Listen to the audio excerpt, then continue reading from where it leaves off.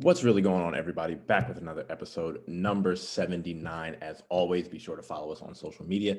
That includes at Twitter and Instagram at WRGO Pod. Be sure to check out our website at what'sreallygoingonpod.com. If you search /shop, you can check out all of our merch that is always there and on sale. Be sure to listen, subscribe, and like on Apple Podcasts, Spotify, SoundCloud, Google Play, and iHeartRadio. We have a special guest. I will let Mackenzie introduce her before we get the show going, since she is the one who put this all together.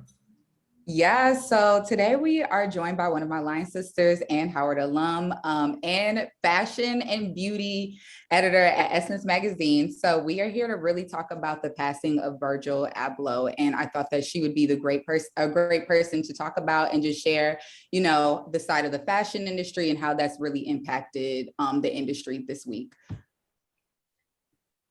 My turn. I thought Henry said so Henry said something. Yeah, I was supposed to say something, but my mind's so early. I apologize, y'all.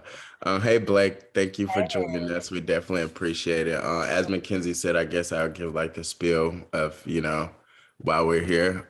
We all know like this past Sunday, Virgil Abloh. This is my question. I pronounced his last name all the way wrong. How do you correctly pronounce it? You said it right. Okay, facts. Yeah, you said it right. Okay, I just want to make sure because that's the thing we have on the podcast, a running joke. I'm terrible at names. So Mr. Abloh, the founder of Off-White and the artistic director of Louis Vuitton and menswear, died this past Sunday in Chicago at the age of 41.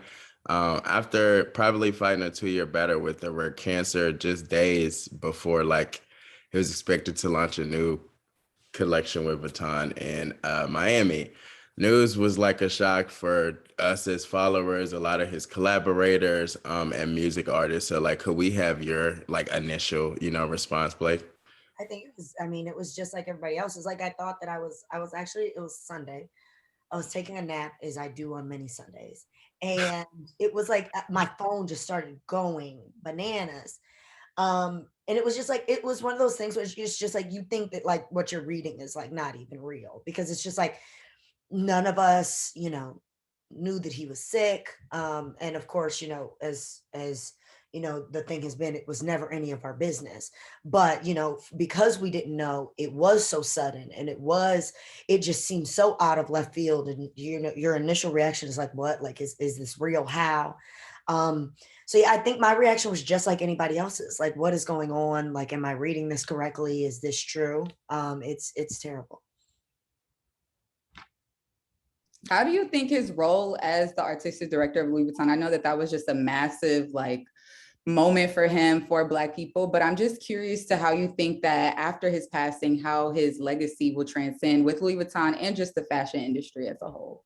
Well, my hope is that the things that he implemented and put into play while he was on Earth really continue. My hope for Louis Vuitton menswear specifically is that it will continue. He brought this aspect of elevated streetwear to that luxury fashion house, and in a way that was just so off kilter and different for the brand, right? But it was fantastic. It was the things and maybe not the first time, but I do feel for many, for the first time, it was the first time that our culture really identified with Louis Vuitton menswear,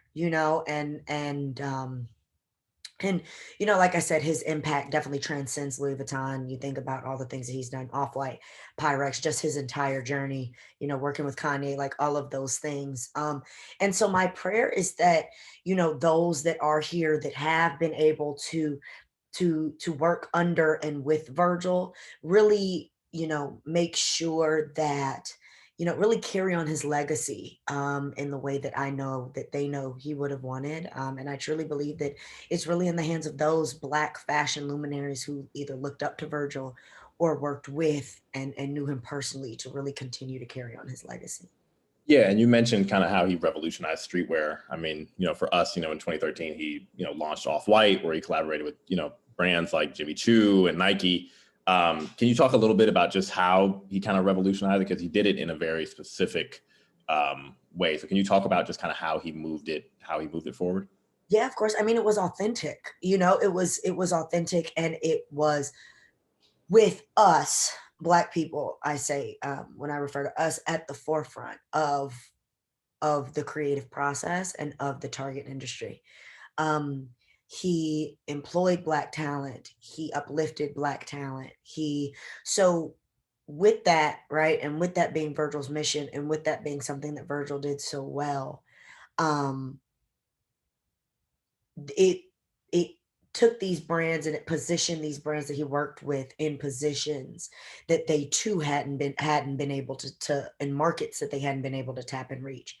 And so, yeah, I mean, like I said, it wasn't, the reality is that the doors are not all the way open, right? And there are many mountains to climb for Black fashion luminaries and Black fashion creatives. And he truly, truly broke down, you know, those bridges and those barriers, and that in itself, you know, like I said, often we're not allowed at the table. Virgil was one of those few people that was allowed at the table. And when he was there, he performed and he showed just how valuable Black creatives were. I think you just hit like 10 points for me. Thank you for that. Because like you spoke toward the diversity, specifically us as Black people, excuse me, having a seat at the table in fashion. So like, how would you think, like, well, not how, but what do you think his impact specifically did, or what do you hope to see in the future from the industry, where he has like collab with, you know, many Black artists, or included them in his fashion press runs or in the fashion shows? I hope that this creates space. Like, I hope that these brands continue to see the value in Black talent and Black creativity. I mean, the reality is, and I say it all the time, it's like nothing moves without us, right? So it's not like these brands don't know the value, right? For decades, everything that they have done has been, well, what do Black people like? What are Black people wearing? What are Black people doing? But it is my hope that for many Black creatives that are up and coming, that they will, just as Virgil did, begin to have equity in these companies and begin to be in the door. You know what I'm saying? Like, what Virgil has done is incredible, and it is fantastic. But the reality is that Virgil was not the only Black creative with wonderful talents and wonderful ideas. And my hope is that the impact that he had alone will show these brands any Black talent, you know, give them chances, give them opportunities, give them money. The reality is that in this industry, you have to have money, right? Like, money is king here, right? Without resources, you can't do anything. And so my hope is that these Black creatives will get the resources, will get the exposure, will get the equity that they deserve, because Virgil really made sure that he had all of those things. You know what I'm saying? Like, he wasn't just let me just sign on to this brand, send me the mock-ups, and then I'll approve them or I'll disapprove them and we can go on about our ways. No, Virgil was there for every step of the creative process. And he is living proof of just how dynamic Black talent is, specifically in the fashion space. And I think I want to ask, oh, sorry, go ahead, Noah. Oh, I wanted to ask, because Virgil wasn't just like a fashion designer. He worked with IKEA and other, I would think, non-traditional forms of like fashion and for designers. Do you think we'll see more designers, Black or white, just kind of going and breaking the mold and how they really get into this space in fashion? I mean, I hope so. And you made a great point. Like, it is like, it's artistry, right? Like, Virgil was not just a stylist, a designer, right? Virgil was a true artist. And when you have such skill set as he does, you know, your artistry can transcend every place else. So like you said, he was able to do IKEA and all of those things. So I, like, to your point, I do hope that the result is that just Black artists in general are given platforms, right? Like, whether that be in the beauty space to collaborate with beauty brands to do, you know, non-conventional beauty partnerships, whether it be in the fashion or interior space, whether it be in textiles, like anywhere, you know, I just want all industries to understand the impact of Black talent. I guess I'll take this. I guess one thing that I've been thinking a lot about, and I think, as a woman in the, fashion space, I think you're probably aware that they're not at the top. There are not many people who look like you specifically, or, LGBTQ plus or non-binary folks. What do you think needs to be done to make sure that, obviously Black women have really kind of taken over the, the beauty space in terms of like the fashion line. I personally can't think of any Black woman or, queer person who has that. So what do you think needs to be done to make sure, more people like you and Mackenzie are in that space? Because I would imagine as someone who's at those tables and who meets all these people, there are not many people who look like you specifically. I mean, that's a hard question because it's like,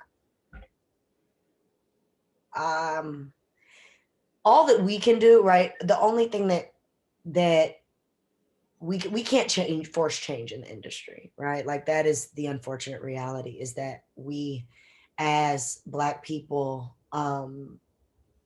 we don't have the upper hand in this industry, right? Like we know that technically we have the upper hand in that nothing drives without us, right? Nothing moves without us, nothing moves the needle. But getting in these spaces, I feel like the only thing that we can do as Black people is feel that responsibility, right? Like for me, it is important that when I am in positions, I'm uplifting other Black people. I am uplifting, LGBTQ plus, artists and creatives, that I am employing, non-binary folks, as you mentioned. And so I think, we can't force change in this industry, right? For those who don't care about it. Right. And like the reality is that if those in power don't care about it, then it is our job in the positions that we can get into, like to move that needle. Because the reality is that nobody is going to look out for us but us. And that is what we've seen. And so to your point, as Black women, we continue to push for these spaces and these safe spaces. And we just have to continue to do that. It is unfortunate, and that the responsibility falls on us, because technically the responsibility, as we know, historically has never been ours, right? These are not our problems to fix, right? These are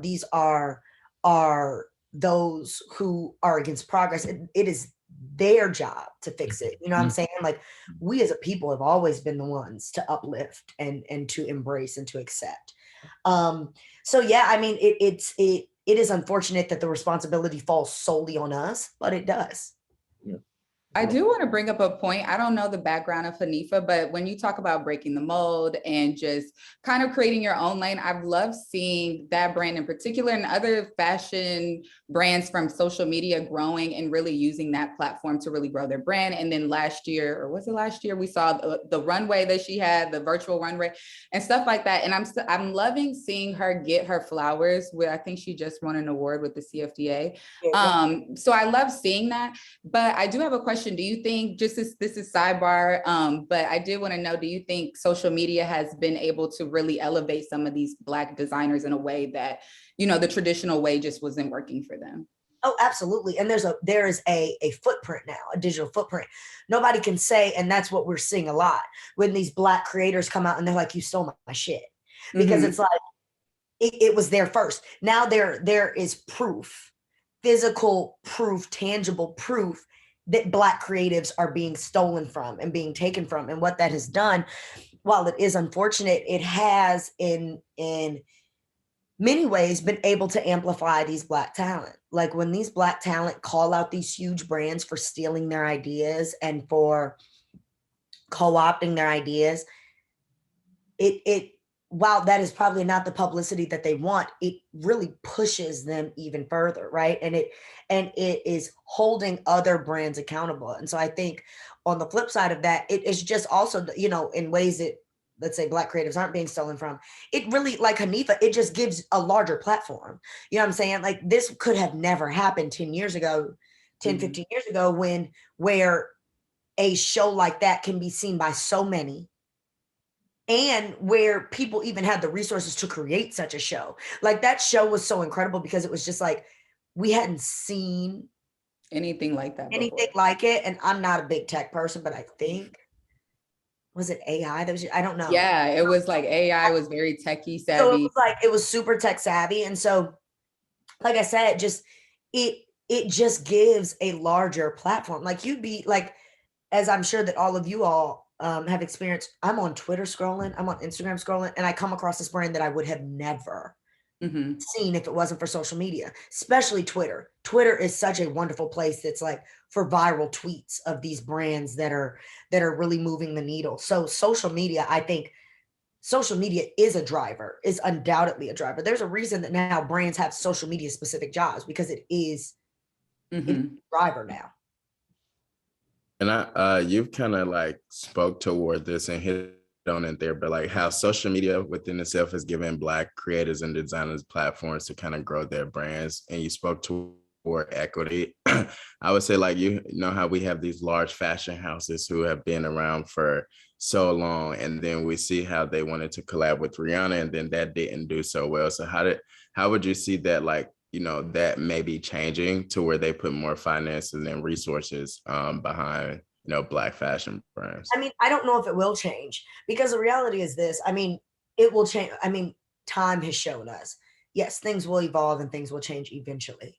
But when we speak about the now, I don't know if those things will change. If Rihanna can't get it done, who the hell can? You know what I'm saying? And I think that's real. Tell her, how is it that Rihanna could not even get the proper resources that she needed? Right. It was not that people didn't want Fenty. I was buying them shoes up. Like, it is not that, like, the girls have on her sunglasses all the time. It is not that people didn't want Fenty. It is not that she was too high priced. It was none of those things. Number one, like, I think that there's such this terrible misconception, and we have seen that it debunked, especially recently. Black people will spend. It doesn't matter if it's on beauty. It does not matter if it's on fashion, which is why I'm like, oh, Fenty's price point was not too high. That was not the problem. Black people are buying up Dior, Gucci, Louis Vuitton, Hermes all the time. These girls are walking around with Birkin bags. Like, Black people have the resources. It is that these Black creatives are not given the resources. There's absolutely no reason that Rihanna should not have been, that should have been the situation. There's no reason. But it is a testament to just how much Black talent is undervalued, even when you are arguably one of the most famous women in the world, not the country. Rihanna is arguably one of the most famous women in the world. And still, you know, it's not there. So I can't tell you how it's going to change, because I'm not even Rihanna. So how can I sit here and say, oh, this is how it's going to change, if the woman who I look to and think is can't get it done either? That's right. Yeah. One thing that I'm thinking about, like, outside of kind of Virgil, I know, like, we kind of have a running joke where, like, Mackenzie will always show us her newest Brandon Blackwood bag every time we're on the camera together. But, like, what do you think? I got it right behind me, honestly. I know you do. I'm not pulling your card. We'll flex it. What do you think, you know, that, you know, for Brandon Blackwoods and Telfar, because that is kind of what you spoke about, that this kind of online Twitter, I'm just going to do this myself kind of movement. What do you think their impact is, not only on the handbag industry, but just in general? I mean, I think they've kind of just taken it and said, I'm going to do this, and Twitter, you all do your thing. What do you think their impact is going to be? Well, I think that their impact speaks to the impact of Black people and the way that we will rally around our people. Right. And that's always been that way. It usually does not change and become a more tricky situation as displayed by Telfar, until those not a part of the culture come in and railroad it. Right. And so, you know, I think that their impact will show, is specifically with Telfar, right? What I love about Telfar and their bag buyer program that they will just pop up with, you never know when it's going to hit, is the second that Telfar saw that their brand was being railroaded, right? When we look at all those people that were buying up those Telfar bags that had all of the sophisticated, that were equipped with those things to buy up those bags and resell them at premiums, those people didn't look like us. It wasn't us doing that.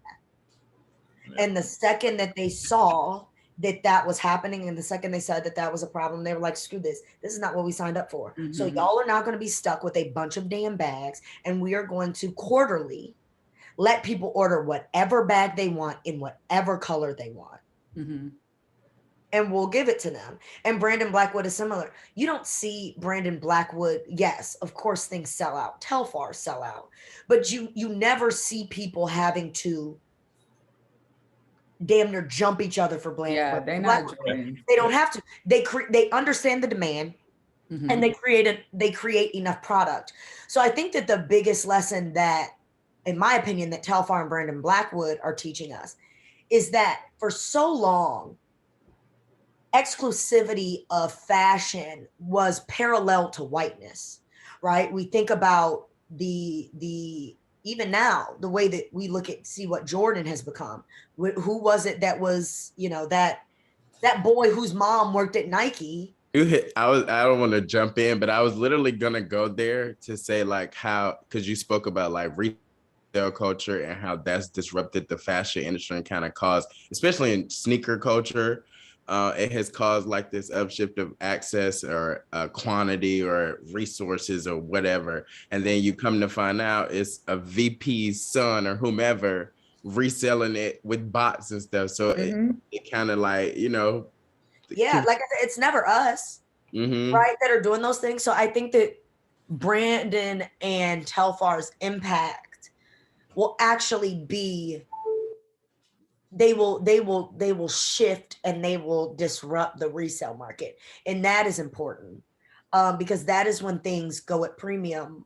And that's just life, right? That's not just in fashion, that's in life. Like these Jasmine Sullivan tickets, Jesus, the resale yeah, I ain't prices, going. I ain't the doing resale it. prices are no out of doing control. Yeah. It just, I mean, resale culture is a thing, but what I love about Telfar and Brandon Blackwood is that I truly do believe that their impact will show. To be high end, to be luxury, to be trendy, to be in the now, doesn't have to be parallel to whiteness, nor does it have to result in people damn near killing each other for it. You know what I'm saying? Like if black people want it, black people should have it. If black people can pay the price for it, black people should have it. And that is, I think, how their impact goes even past that, is that they truly are resale market disruptors. And I feel like it's just like, we got y'all as long as y'all got us. It's Yep. like that type of relationship, you know. No, because it is annoying when something sells out, and then you have to contemplate spending $500 for something that was already like, it's ridiculous. And I think that just builds like a closeness with the community. That's why I do have multiple Brandon Blackwood bags. Like that's why I'm okay with spending the money. And I feel like as a consumer, when I see people like a Hanifa or I see like Black brands winning, I'm just like, yes. And I know that I don't have to fight over it. I can get it.